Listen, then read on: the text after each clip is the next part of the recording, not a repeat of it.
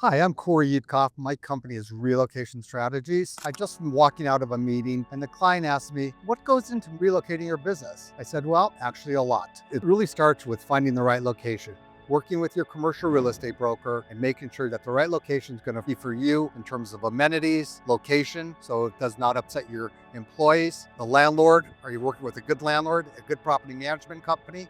And then it really goes from there.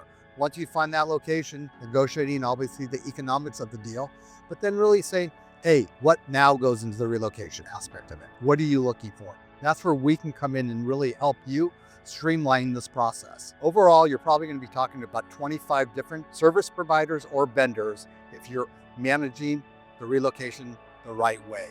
Those vendors include anything from the movers, data cablers, audio visual, electricians, plumbers, new furniture, used furniture, relocating your existing furniture, laying out the furniture and making sure that's going to fit your new location. But really, the move itself is just the last 10%. It really takes 100% to manage this process the right way. How do we go about managing that process the right way? It really starts at the very beginning. What are you trying to accomplish with your space? Are you trying to attract and retain your employees? If that's the case, then maybe you're looking to upgrade your image.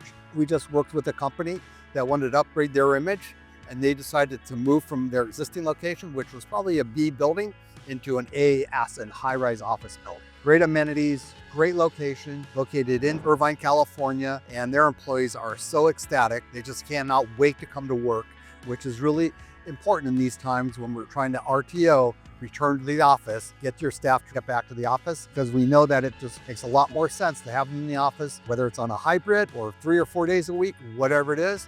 But you get more retention, the mentorship, the socializing, the brainstorming, and also companies have gotten to the point where people who are in the office are actually being promoted higher and faster into new positions than people who are just working 100% remote. So you really want to find the right location to be able to attract and retain your employees and find new ones. You also want to be able to make sure that you are finding the right location that is going to meet your needs, not now, but for the next 3 to 5 years. If you're signing a 5-year lease, 24 months, if you decide that you want to expand, you want to bring on some more staff, you better make sure that you've already planned for that. It just makes a lot of sense to plan for the future and not just for today's needs. But once we get started, we really sit down and talk about a scope, look at what you're doing, what the landlord's providing you and tenant improvements, if they're doing any build out or if it's as is. And we can help with that and oversee working with you as a construction manager and being your eyes and ears at those construction meetings, but also making sure that we are building that schedule and that timeline and that budget to where this process is going to be as smooth as possible for you.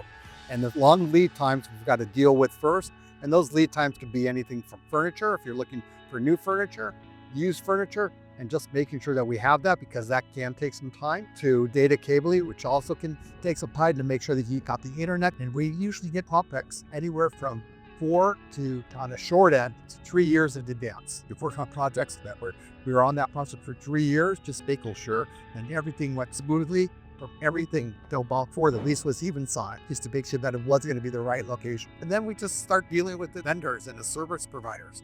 We run a bid process on everything, so we're going to get you the best vendor at the best price, because our vendors, we're giving them many opportunities to look at projects over the years. So we, first off, we're very important to their business, so they send their A teams to us to do the work, but also they know that they don't need those layers of supervision there, because we are those layers of supervision.